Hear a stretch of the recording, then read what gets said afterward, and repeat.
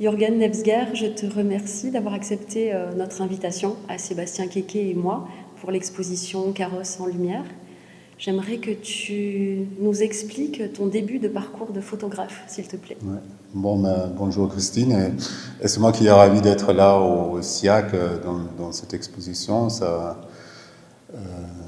C'était une très belle occasion pour moi de découvrir encore plus le territoire carrossois et de faire, on va en parler, de parcours, des arpentages ici sur les environs. Alors mon parcours, en Allemagne, en fait, j'ai grandi en Allemagne, à Nuremberg, et quand j'étais adolescent, j'ai découvert la photographie grâce au lycée, en fait, et j'ai rapidement installé un labo noir et blanc chez mes parents. Et en fait, cette passion-là, elle m'a plus vraiment quitté, en fait, et via un échange avec le même lycée, avec la France, en fait, je suis allé en Ardèche, et via l'Ardèche, atterri à Arles, et c'était un peu encore la grande période de rencontre d'Arles avec l'école de photographie que j'ai vue, et qui m'a donné très envie de faire mes études, en fait, en France. C'est ce que j'ai fait. Et après, au niveau parcours, je suis allé à Bordeaux. J'ai fait un premier travail justement sur la mémoire de la Deuxième Guerre mondiale et du passage de temps via le Holocauste en Gironde. Après, c'était Paris pendant 12 ans et maintenant Nice depuis une quinzaine d'années, en fait, où on est installé.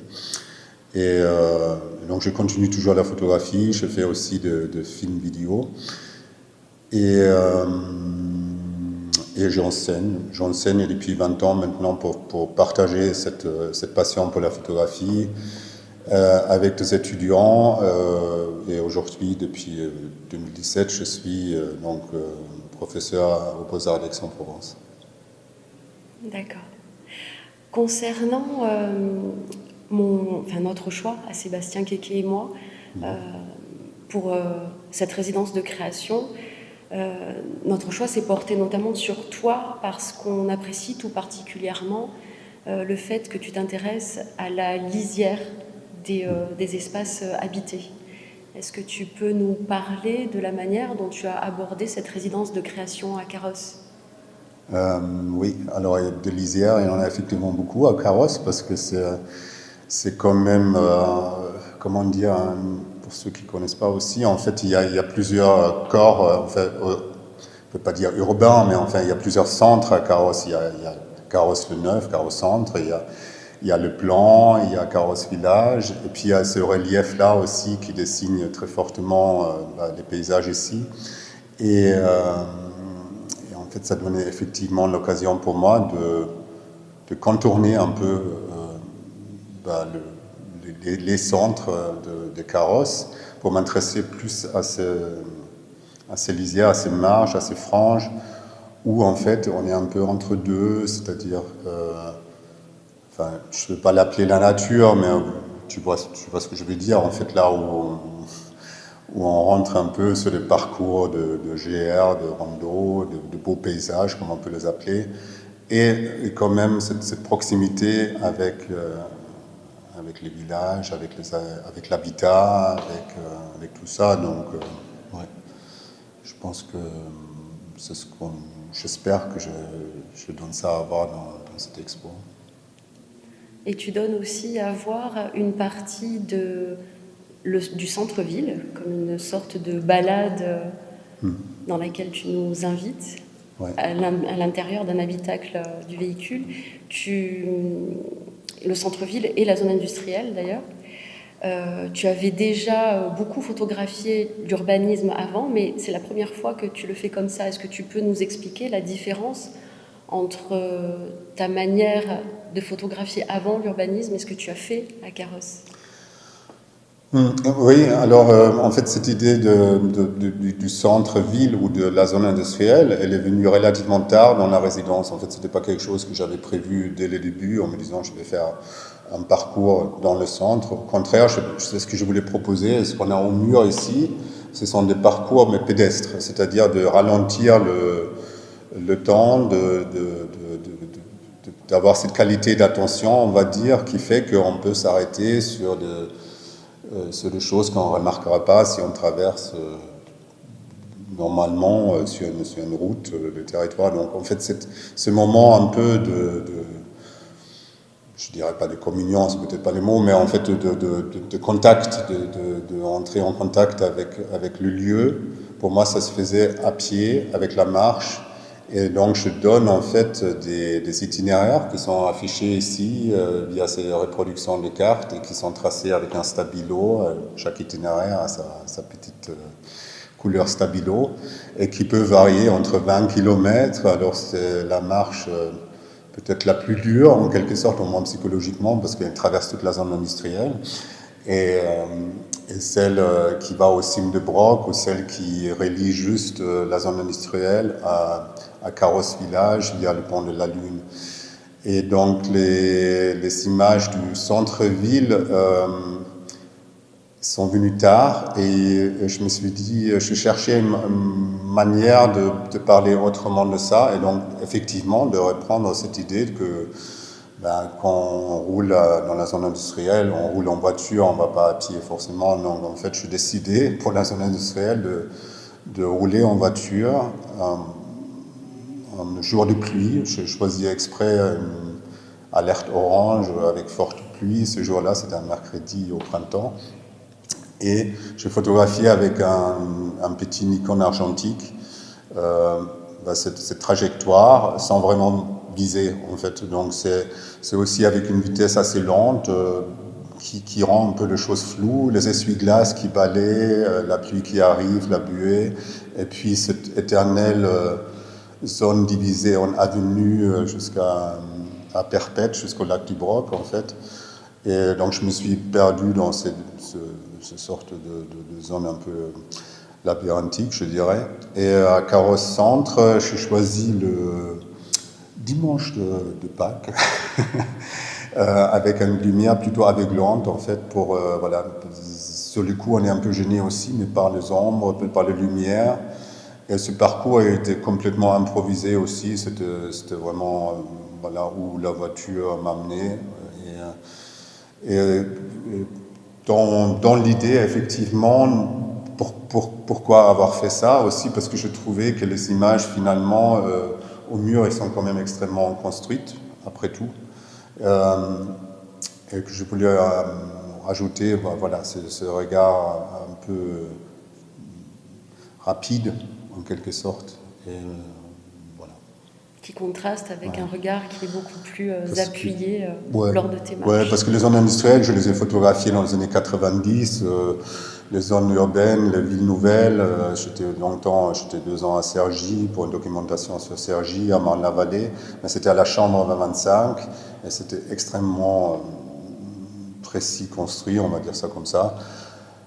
Et je pensais que le dispositif ici, justement, où voilà, il y a cette idée d'arpentage, de marche, cette fluidité, j'avais envie de l'amener dans cette expo via ces 2 projections. Donc, c'est des projections avec 2 projecteurs diapo qui projettent en boucle, voilà, ces 2 parcours. Tu as nommé ta série Topo Guide. Pour quelle raison? Parce que oui, à un moment donné, tout au début, je me suis dit tiens, ça serait chouette de faire une édition en fait avec les différents parcours aussi.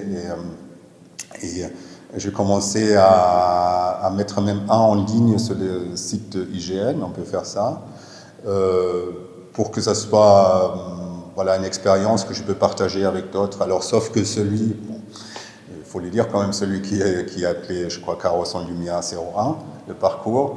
Et comment dire, il est un peu dangereux parce qu'il passe en fait sur les cimes du Broc et je cherchais une manière de redescendre à Carros village pour arriver avant la fermeture du centre ici, parce que j'avais mon casque ici, et à 5 heures, il fallait que je sois là.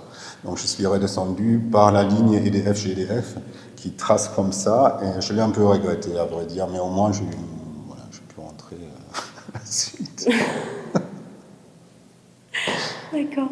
Pour finir, est-ce que tu peux nous dire qu'est-ce que tu retiens de cette expérience en résidence de création à Carros? Que de bonnes choses, je dirais. Non, mais c'était chouette parce que, en fait, aussi bien toi que Sébastien, vous avez eu vraiment confiance et il y avait une très grande liberté aussi. À aucun moment donné, on m'a dit attention, il ne faut pas faire ça, il ne faut pas faire ça. Donc, ça, c'était vraiment essentiel. Je pense que sinon, ça n'aurait pas pu marcher aussi.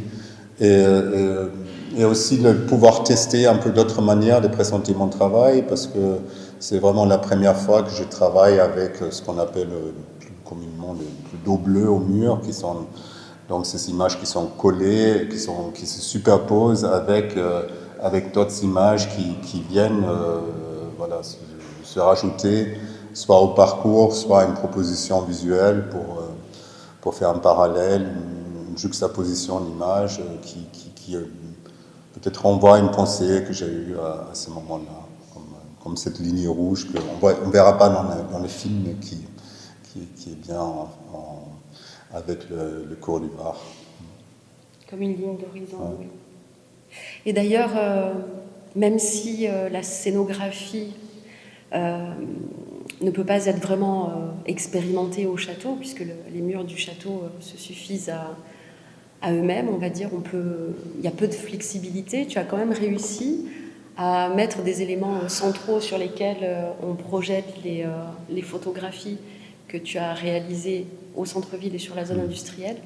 Et ça donne un effet aussi de centre-ville entouré de nature, comme l'écrin de verdure dans lequel s'est installé le centre-ville de Carros. Oui, ça fait un peu immeuble en fait. Ça me fait un peu un petit quartier, là, on projette dessus. Et c'est vrai que en tout cas, ça renvoie un peu à cette idée de deux bars qui se